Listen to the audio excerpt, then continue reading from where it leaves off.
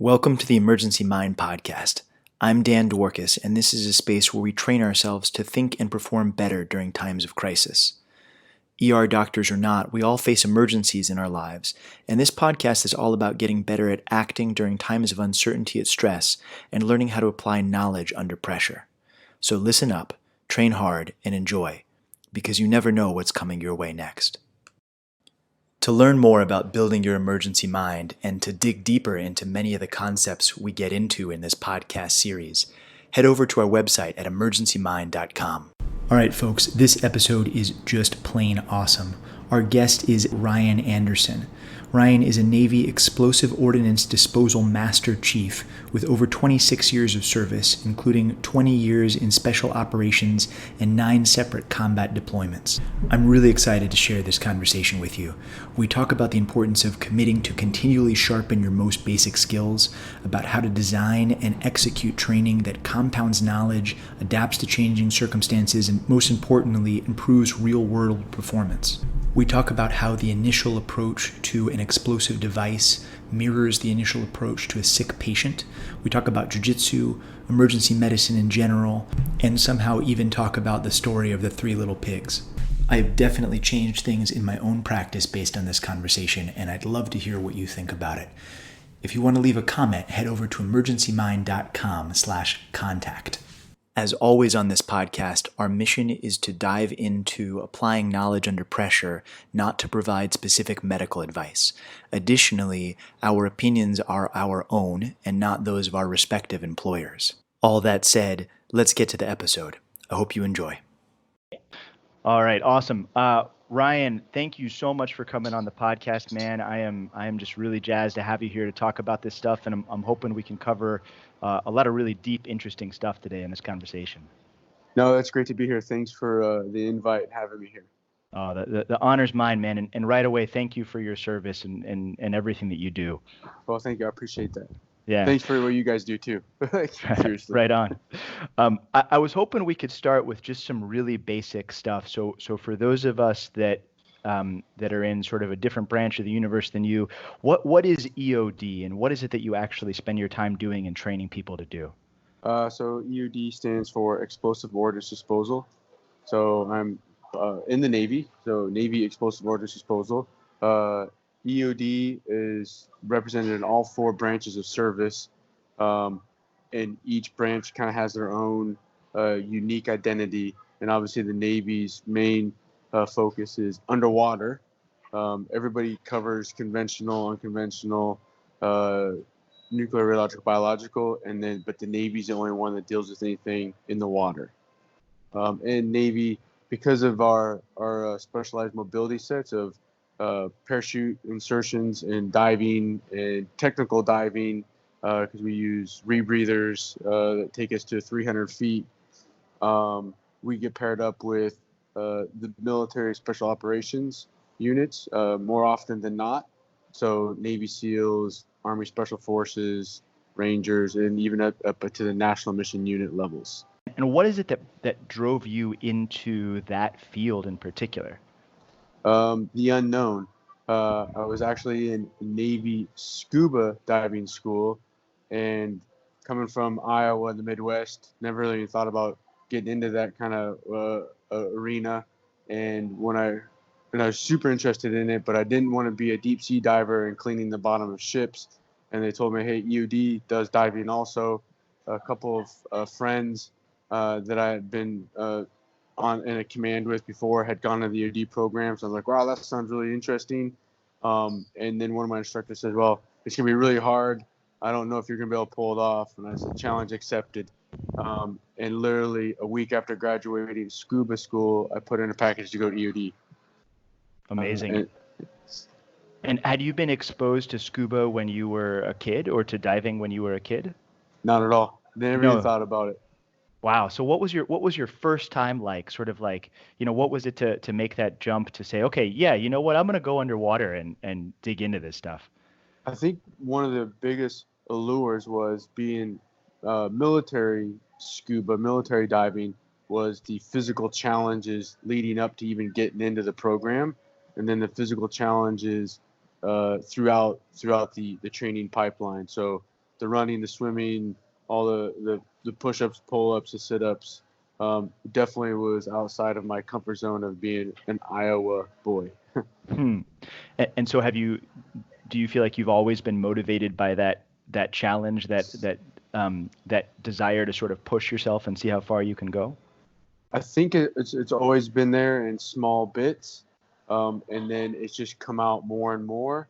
So that's how I got into scuba. And then when I heard about EOD, their physical challenges were same and greater in a much longer program, and it was very academically challenging, as in the realms of dealing with physics and math and a lot of memorization. So it really was taking me outside of my comfort zone. So not just physically challenging, but other personal challenges that I would have to deal with, which was I think some of the biggest allures. Like I really didn't know what EOD was about, other than people said this is really hard. I was like, Hmm. great, I'll take it. That's amazing. I mean, I'm sitting here thinking about this, and obviously I don't even begin to understand the reality of the world that you guys operate in. But to me, the idea of being underwater, trying to stay alive, and then to make complicated decisions that involve math and physics in small periods of time. And if with the risk of like exploding if you get it slightly wrong. Yeah. I mean, what an incredible pressure cooker.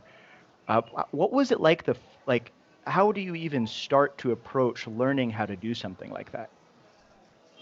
Uh, that's a great question.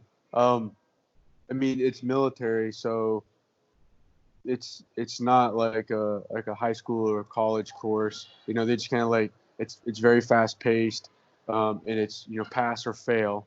The saying they used to have in EOD was initial success or total failure. I think it touched on people's heartstrings a little bit, so they kind of did away with it. But a lot of the older guys still kind of like go by it just because that's what it is. So they put a topic out in front of you. The instructors facilitate the lesson. You take as many notes as you can, commit it as much to memory as you can, and then you take a test, and then you either pass or you fail, and you move on. And then there was not just written tests, but they would get into practical tests. So now you're starting to learn about the different types of ordnance items and the different render safe procedures, how to dispose of it, how do they work. So it became a lot of hands-on too. So you would do the academic side to kind of learn about the items and the procedures, and then they would take you out, and then you actually have to physically do these and accomplish these things. And it was the same thing. Lots of pressure. They put the clock on you. You have a certain amount of time to complete the task, and the procedures by the book. Some of it's by memorization. Some of it's um, technical. So learning a technique and then implementing that technique. So a lot of the instructors they do a lot of I show you do. Um, Hmm. and so I was always pretty good with my hands, like kind of growing up. Like I loved like the fiddle of things, Hmm. so it kind of fit right in there. And again, like I really didn't know what EOD was about. I just kind of kept going with the flow, and it became more and more intriguing and more alluring and more challenges as I turned each page. So I think that's what kind of kept me in it, and I've been doing it for 20 years now. Hmm. And that's really similar to sort of a somewhat older school, or at least still used sometimes, mentality in the medical field, which is that you train something by you see one, you do one, and you teach one, right? That sort of idea. Yeah. Like you watch a procedure, then it's up and you're doing it, and then like your next job is to immediately turn around and teach the next person how to do it. And there's something about that arc of sort of needing to then turn around and explain the procedure to the next person that really cements that learning for you. Um, Yes. now, Yeah, I I would guess, definitely agree. Yeah. yeah, and I would guess that said, I think at least in medicine, we're trying to move partly away from that idea into more like, are there reusable tools and concepts that you can train yourself on that help you across the entire board, right? So there are still procedures that you do that maybe you've only seen once, or that you've practiced once or twice on a mannequin or something. But what about the other stuff? Like how do you prepare somebody for the overall skill set of like like having to make these decisions under pressure like that? Because that's not something you can really see, do, and teach in the same way. No, very true. So lots of sea stories. So like you said, it's you get the older, more experienced guys. They come in and share their knowledge and their experiences and their practicals. Um, and so there's a lot of passing things on. But then what we have a tendency to do, because I was also an instructor at EOD school several years later, and then throughout our jobs we do take a training role. So it's our responsibility, the more senior you get, to train the next junior people coming in behind you. So we're constantly in a training fashion, which does solidify, kind of like you're saying, it solidifies what you've learned. Um, but but what I've found is there's a base knowledge, and it's never failed me in the last 20 years, going through, from the basic to the senior to the master tech levels, which is our level of badges, and then eventually going on to the national mission unit, and then going to be an instructor. So going from the pinnacle tier 1 units down to being an instructor at the basic EOD school again. These core tenets always seem to follow me, and it took several years to kind of put my finger on it. I mean, the term like keep it simple. That's kind of like where we kind of fall in line with is the basics. There's a set of core principles that you learn in EOD school, the basics, that you just keep implementing over and over and over again throughout your career, and you get better and better at those basics where they become almost reflexive in nature. So when you find yourself in these extremely demanding and challenging environments, it just comes natural to you. And these core basics usually they buy you time to kind of like let the situation like kind of unravel a little bit, so you can see the bigger picture. Allows you to get the blinders off and take a breath, get your heart rate back down, and then you can start moving into the more like technical, more advanced steps that may need to be used to accomplish a task. I mean, I think there's a really obvious parallel there to what we train to do in the first couple moments of responding to a complicated case or a trauma or medical or whatever, which is the idea of, approach from the ABCs, airway, breathing, circulation. Yes. And you train and overtrain those basics. So no matter how chaotic the situation is in front of you, you deploy your basic package. And just like the words that you said, that you deploy the basic package and then allow the situation to unravel in a way that you can work yourself into.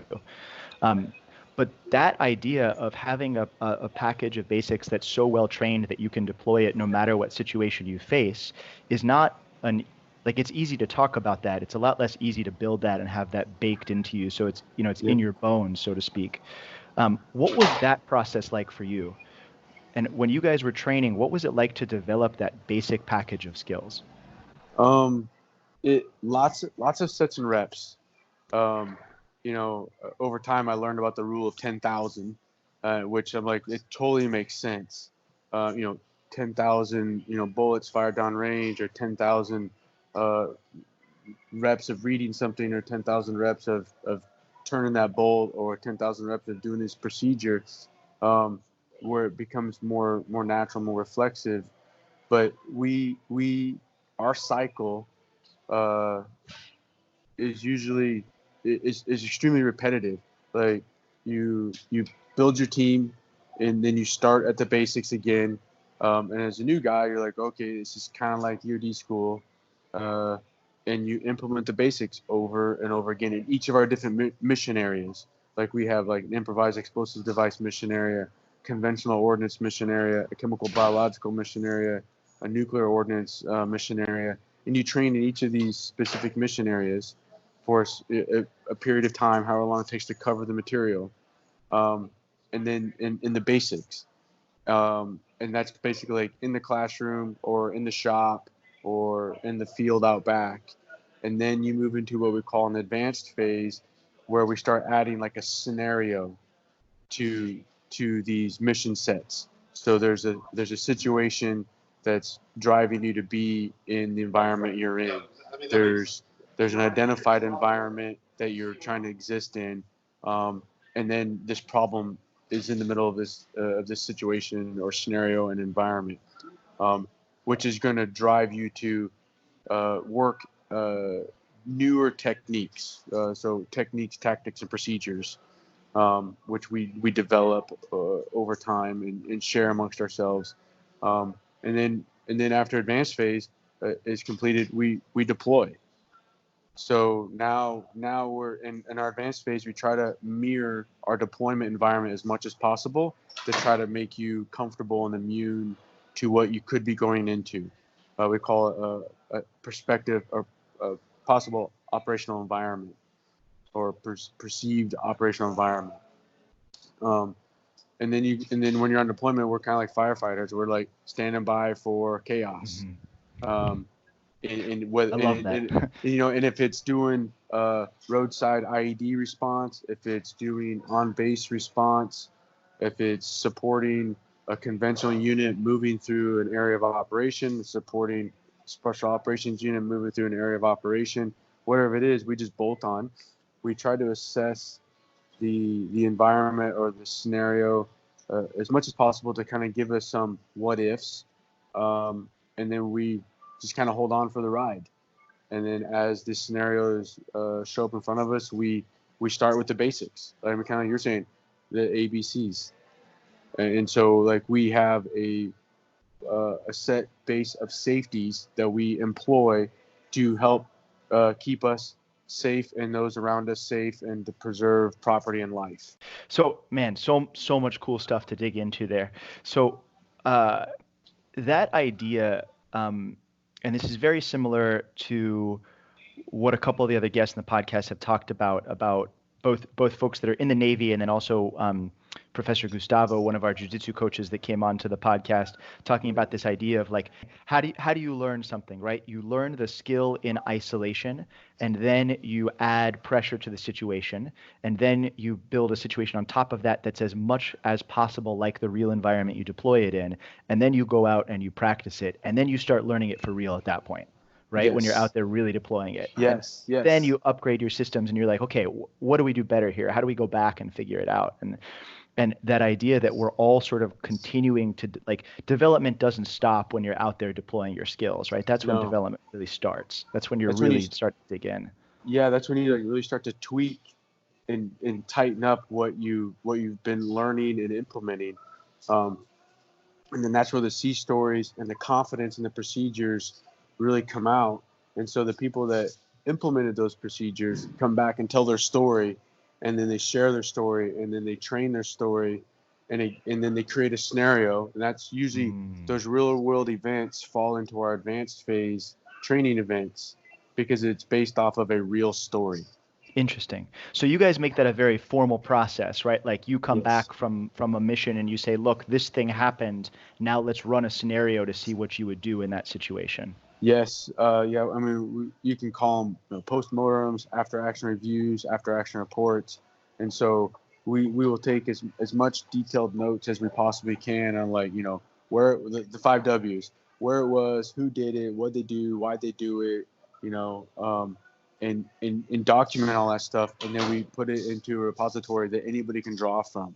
And then usually the guys that come back from deployment will fall into a training role for a period of time, so they can either share those stories with the training department and get them on file and help them build a scenario around it, or they will actually be part of the training department for a period of time and implement that scenario and assess people on that scenario that they actually lived. That's so interesting, and that's a subtle but really important difference between how medicine works for that. For us, usually you graduate through your residency training, and then you fall either into the category of the person on the front line doing it, or the person slightly back teaching the next generation. But it's really rare to have crossover back and forth like that, which I think is something we could certainly be improving on. This idea of formalizing the relationship between go out, like get in the dirt, see what happens, and then bring it back and train people and repeat that cycle sounds incredibly strong. Yeah, it does. It really does work. When our combat deployments were more rapid. We had a lot of guys doing a quick workup cycle, going on deployment, coming back, and only home for a few months. Then they turn around, go right back out the door again. And so now we're having less and less real world application just because the operational environments, war combat deployments are coming less. So you can see it in our training, you can see it in our readiness, our overall readiness. There's less real world stories and real world scenarios to fall on, and now the stories are more, well, in training or in this training event, this is what happened, but there was no real penalties involved. And so it adds a little bit of Mickey's world, that we say it, to the scenario. So we try to make our training events as rigorous, relevant, and realistic as possible to induce that learning curve. So then, like, in that advanced phase, I mean, we can take the same scenario and twist it as many ways as possible. And the idea behind it is to give that individual or that team some sets and reps of seeing, even though it's a training environment, but to give them as many sets and reps of different scenarios and experiences to draw from. Where, in the past, guys would come back from the combat deployments with 100, 200, 300 real world calls, and that's their experience pool to draw from. And now the guys aren't getting that as much, so we try to create it in our advanced phase training. So it's a lot of repeat, rinse, reset, repeat, rinse, reset, and just to try to give each of the individuals as much experience as they possibly can to draw from. Yeah.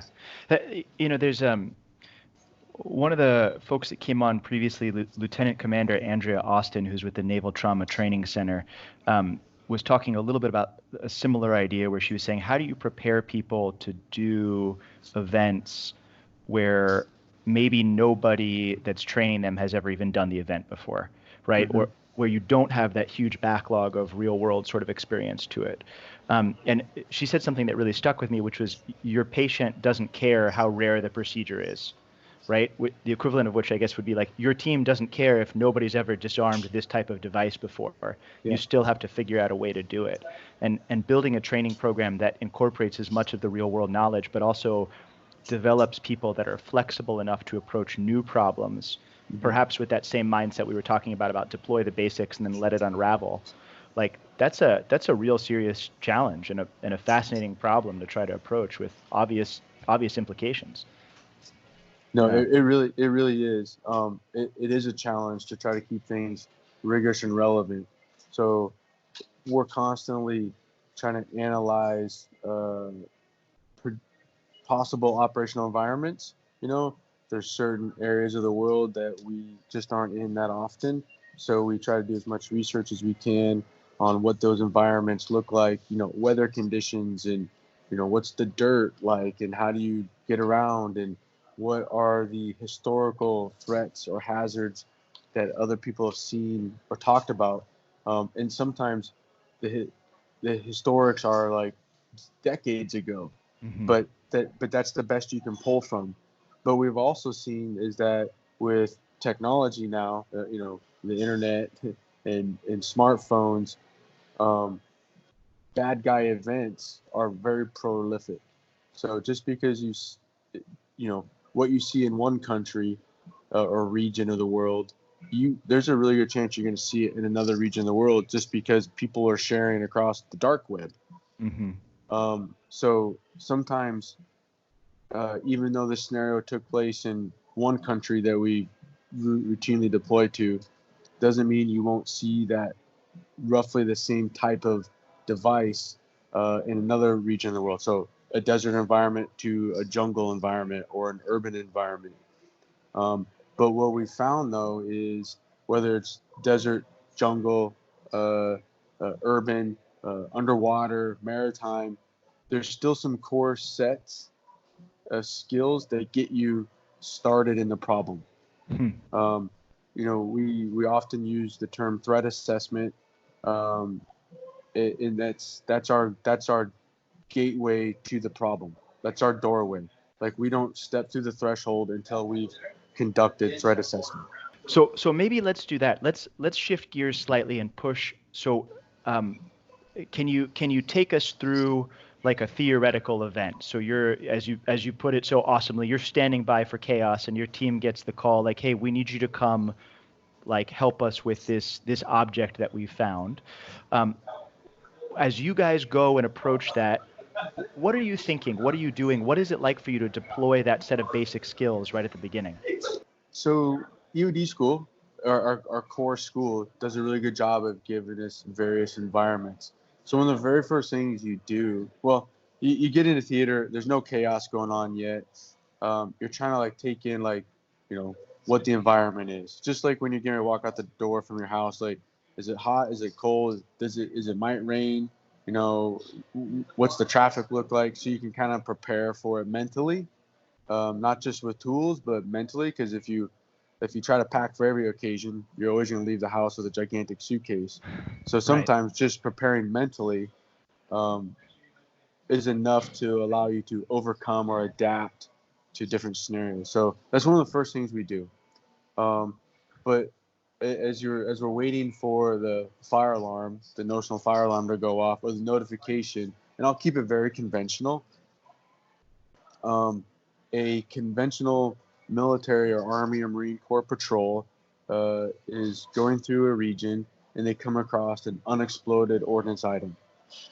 Um, we don't know if it's improvised in nature or if it was a mortar that was fired, that day or weeks ago, and it's laying there on the side of the road, or it's laying there in the field.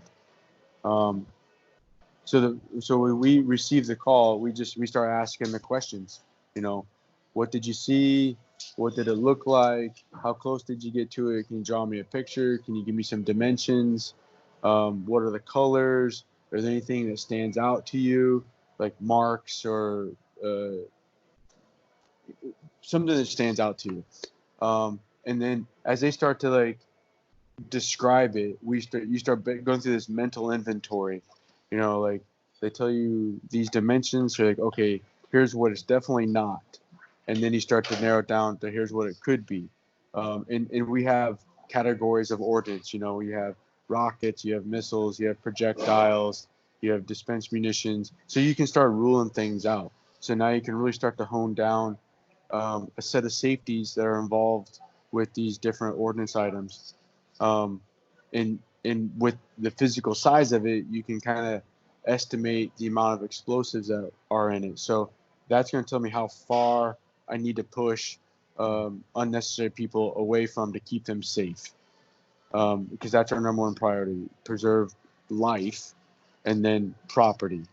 Mm-hmm. So we're going to push people back, unnecessary personnel back to a safe distance based off of the dimensions that were told to us.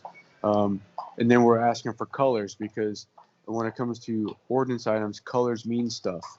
If it has like colors of bands on it, that can mean it's carrying some kind of chemical, like a CS or a smoke or an incendiary, or is it just explosives? When we start asking for like certain things you see on it, they see scoring or scratches, that could mean it was fired. If it looks clean and pristine, that means it was unfired. It could have just fell out of somebody's bag or off the back of a truck. So if it's been fired, now our awareness is going to go up a little bit more, because now there's hazards associated with diffusing. So as we go through these questions, that's going to allow us to walk out the door. So before we walk out the door, we already have a set of scenarios in our head, and as a team, we're discussing it. As individuals, we're thinking about it, so we don't approach the scenario in an unsafe manner. Right. So you're doing what the Stoics would call premeditatio malorum, right? Like thinking through what bad is going to come your way ahead of time before you even get anywhere near this thing. Yep. And so once we get on scene, we'll talk to witnesses, again, kind of confirming what did we see. And then even to the point like, well, how close did you get to it and where were you standing when you saw it? Because in our mind, you survived. So that would possibly be a safe spot to approach from. And then we won't take them back down with us, but we're going to ask them and they'll kind of draw it out on a map or describe it. And then because our ultimate goal is to do what we call a long range recon, to put our eyes on it. And we're going to try to do it from a distance. Obviously, distance is our friend. And we're going to try to do it from as safe distance as possible, to start developing our own assessment of what it truly is. And then that's going to allow us to observe different safeties to get closer to the item, where we can do what we call close-in recon. And that's going to tell, now we're going to know exactly what it is. And then we have publications we can go review to confirm.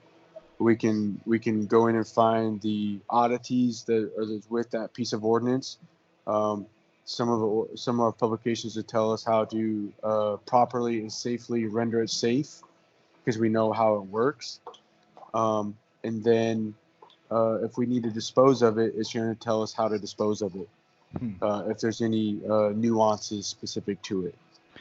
So the operational principles that I'm hearing are to have a safe buffer zone around everything you do to protect yourself and your team, and then to do everything you can to eliminate uncertainty as much as possible. Yes. To minimize the variables, because you have this pressure-filled environment, which is that you don't really know, but there's always this tension, right? Because if you delay too long, or what's the right way to say that? I guess what I'm saying is, when you're in an environment where there is significant pressure, you have to make this trade-off between gathering more information, eliminating uncertainty, and then also waiting too long so that things get worse or bad on you.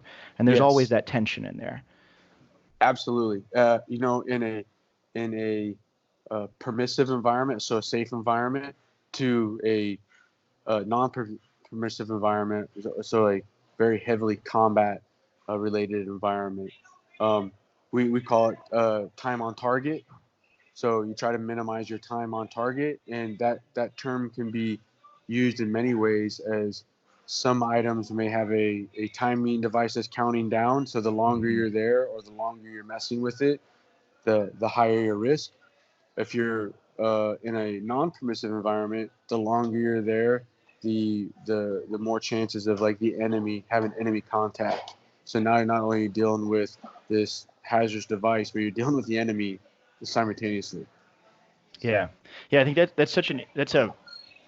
I don't think I've used those words before, but I'm gonna definitely incorporate that in our emergency care as well, right? Thinking through, is this case in a permissive environment where the patient is relatively stable and we have the time to sort of debate and decide the best course of action, pursue testing to eliminate uncertainty and sort of increase our overall awareness?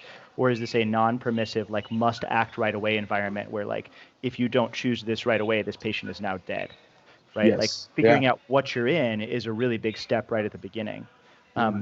And I think that's actually particularly hard often for sort of the more junior operators to figure out, am I in a permissive or non-permissive environment? Because things that actually might be permissive often feel non-permissive when your skills are still building up, right? You feel this extra sense of pressure, and learning how to say, okay, well, maybe that's not real. I can let that pressure go and think slower.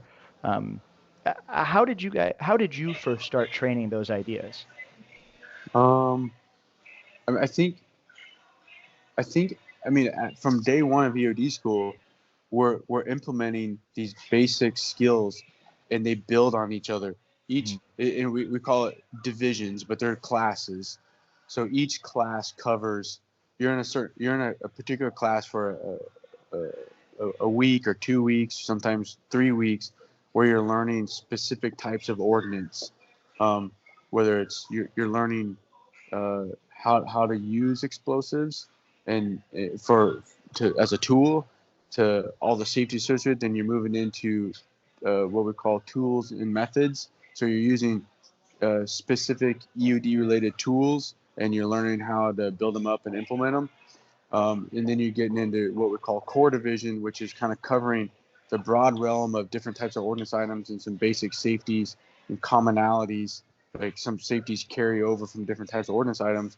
And then you get into your specific ones. So like ground ordnance. So basically anything that's in the ground or it lays on the ground is covering ground ordnance. And then air division is anything that flies through the air. So missiles, rockets, airplanes, hazards associated with aircraft, to the point where we get into radiological nuclear, where we talk about nuclear and radiological weapons and devices and hazards to underwater stuff.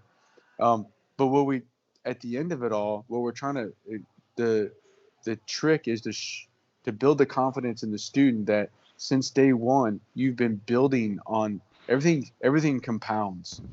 So each division, there's something new, but there's also a repeat of what you learned in the previous division. And then you move into even when you, for the Navy guys, like we go through all of the conventional ground type of divisions, and then we get into underwater. But we're trying to tell them, like, when you get to underwater, that safety you learned day one in demolition division carries all the way here to underwater. And then that safety you learned in ground division, that same safety carries over here to underwater. So when you break it down, there's really only a set of core safeties instead of like so it becomes less overwhelming. And it's repetitive learning and compounding on top of it. Yeah. So again, so they learn something new, but then they also see that this other thing we talk about is a repeat from the previous division. So they continue to compound on each other. That's so, yeah, man. That's building training that compounds, hitting it over and over again in the basics, making sure that you can deploy that basic skill package at a moment's notice without hesitation, without fear, and then trusting that you're going to find something to step up behind that once you do it, right? Which, yeah, and you said ahead. trust. No, you said Yeah. trust. That's great. That's a big one, especially with our new guys, is trying to build their confidence to trust what they know.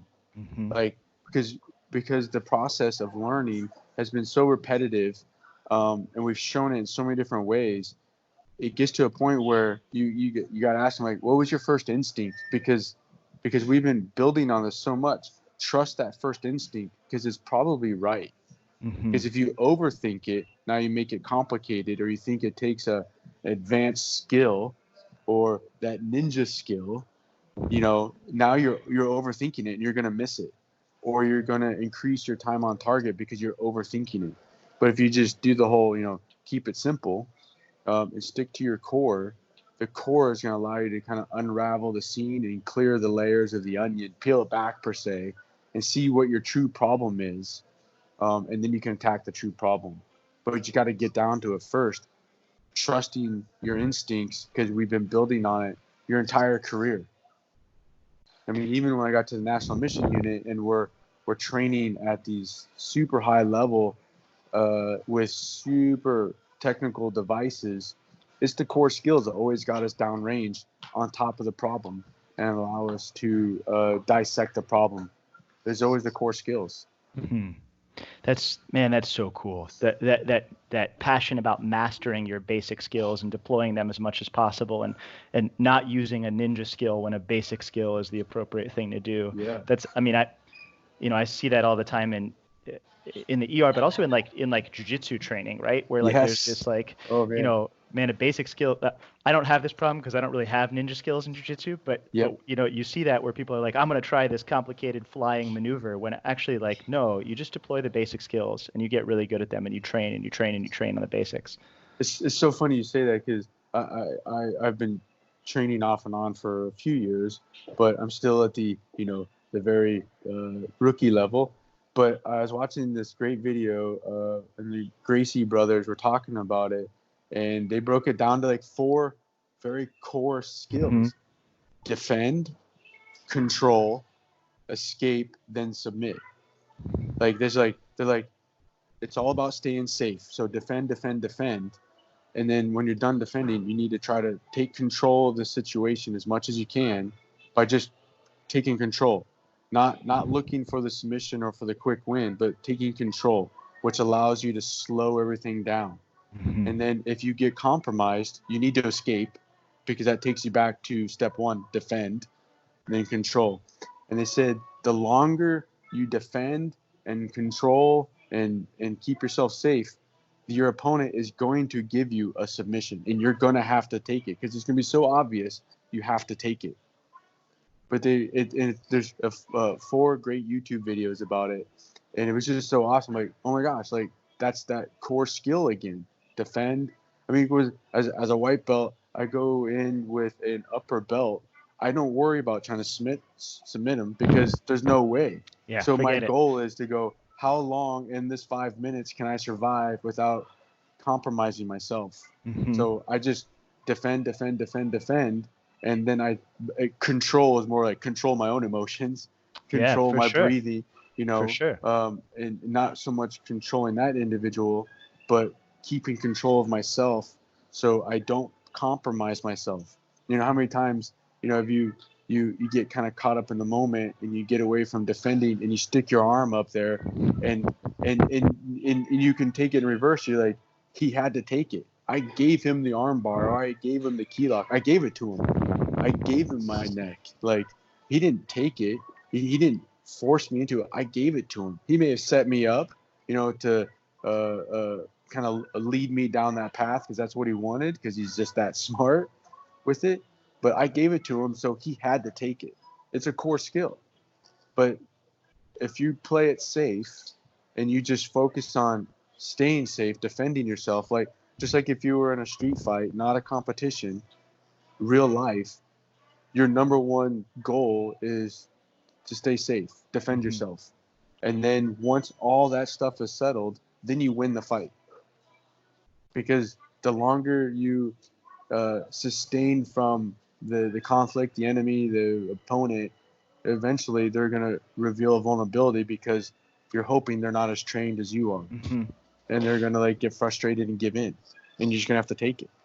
Yeah, and I think there's this thread we're hitting on here that incorporates all of the things we're talking about, right? Where there's the idea that you're sort of preparing yourself for when something happens to do those first moments automatically, whether it is approaching a piece of ordnance or working a case or doing a jiu-jitsu match, and Mm-hmm. just trusting that the next couple steps are going to happen as long as you focus where you have control. And where you Yeah. have control is what you said, controlling your emotion, controlling your breathing, controlling your thought process, controlling how much you trained in the days and weeks before. Like, you don't have control over what's in front of you, right? Like, I mean, like, you guys never get to pick what piece of ordnance you're trying to disarm, Nope. right? I never get to pick what comes in the door for the ER. You never get to pick what moves your opponents play in jiu-jitsu. What you Right. get to control is yourself and your own version of that. Yeah. So being okay with that and trusting in your training and trusting in your ability to take over your own skill set Yeah. it's big. Yeah. It's huge. And like as I go through my jujitsu journey, it plays more and more. Like every time I get caught, 90% of the times because I gave it to him. Mm. I mean, either I pushed off, trying to frame off, and they took my arm, or I turned the wrong way. Like I gave it to them. And it's not like they were just patient. Mm-hmm. Like I mean, when I laugh all the time. Like the upper belts always say the hardest person on the mat's a brand new white belt because they're so spastic and uncontrollable. So what they do is they just wait you out.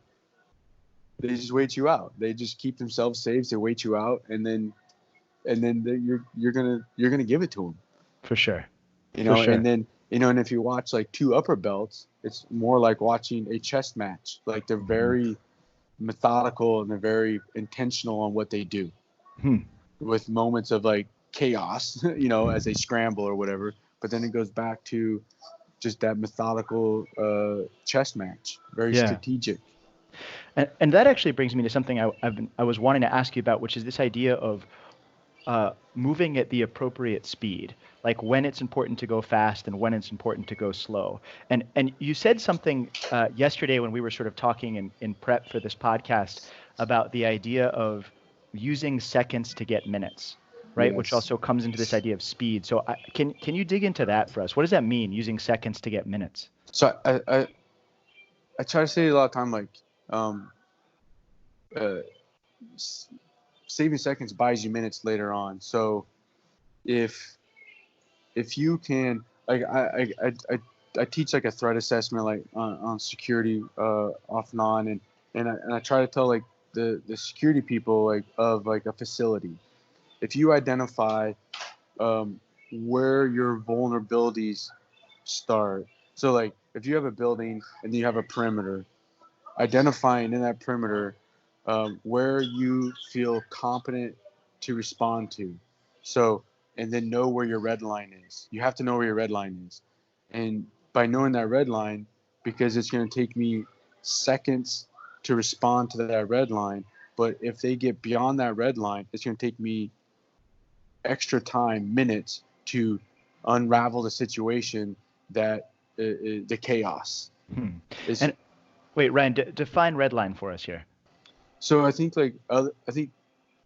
everybody has a defined red line.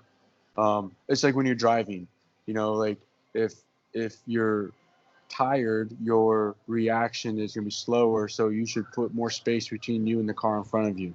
Gotcha. If you're, not the recommended, but even more, it's the person that's in the perfect conditioned environment, well rested, trained, they can keep that pace, that distance between them and the car in front of them a little tighter.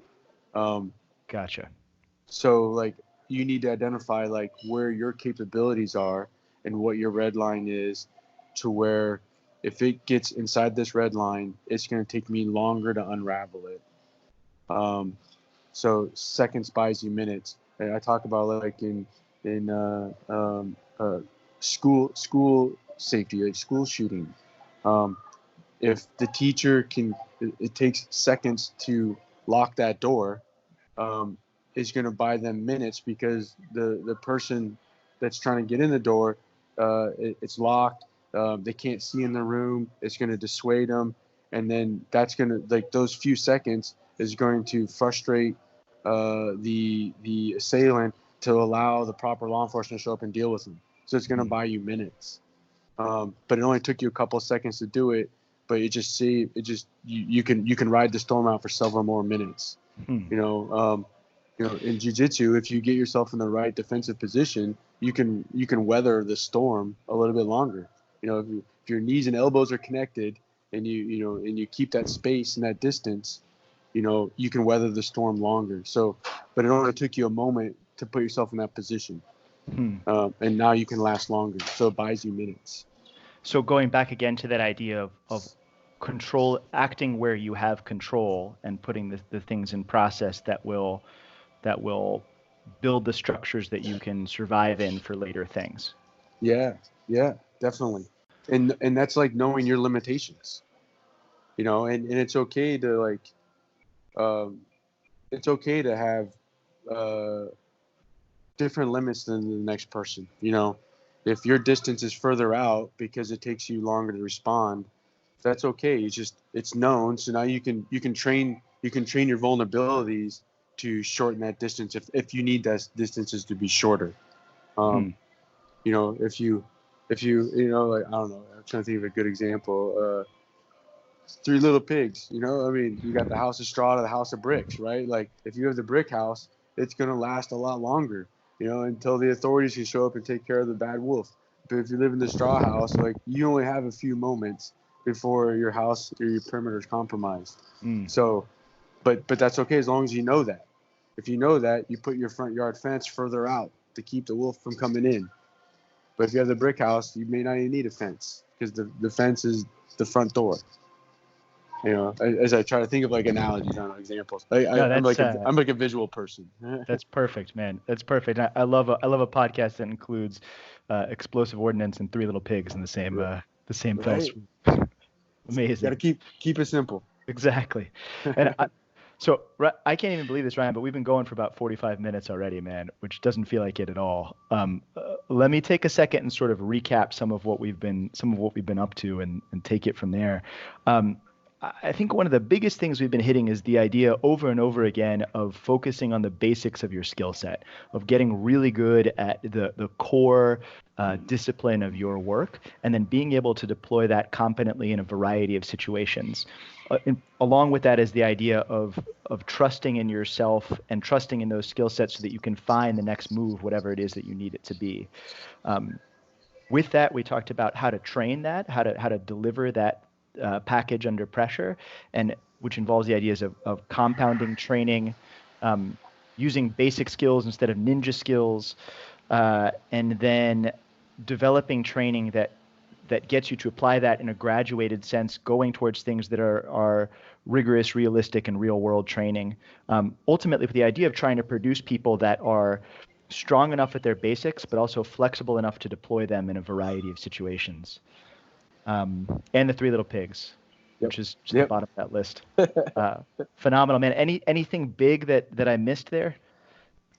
No, I think you nailed it. Like I think you strung them all together. I mean, it's crazy because the more I even talk about, as I'm thinking about it now, like it's the basics, it's the core skills, it's the core skills of life that allow you to get out the door. Yeah. And then you just learn your environment. Yeah. I mean, that's what allows you to live in one town and go visit another town. It's the core skills, the basics. If you overthink it, then you're just going to struggle. You're going to get through it. It's just not going to be as smooth. I mean, we in shooting, we talk about the same stuff. Like it's the same core skills, slow as smooth and smooth as fast, right? Like, I mean, whatever analogies you want to throw out there, but like, yeah, everything I can think of as you implement it, the core skills allow you to start the process. And then the more you implement the core skills, the smoother they get. It allows you to implement something else. And next thing you know, you're busting out ninja skills. But you have to start at the very bottom, and that's okay. Everybody starts there, but just taking your time, recognizing it, identifying what those basics and those core skills are, and then mastering those core skills, and then implementing those core skills or basics in whatever operational environment you put yourself into. Dude, amazing. There's so much more. You're going to have to come back on for another round at some point soon. That sounds good. I have two questions for you as we sort of wrap up here. One is something I've always wanted to ask somebody who is an expert at what you do, which is, if I have to only cut the green wire or the red wire, which wire do I cut?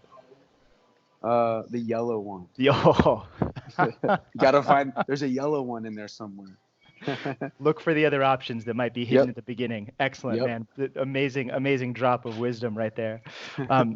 And my final question as we close this out is to ask you for a challenge, which is that, do you have a challenge for me as an ER doctor, for the listeners of this podcast in whatever way that they participate in emergencies and train, or for anybody else? What's your challenge that we can start to take on?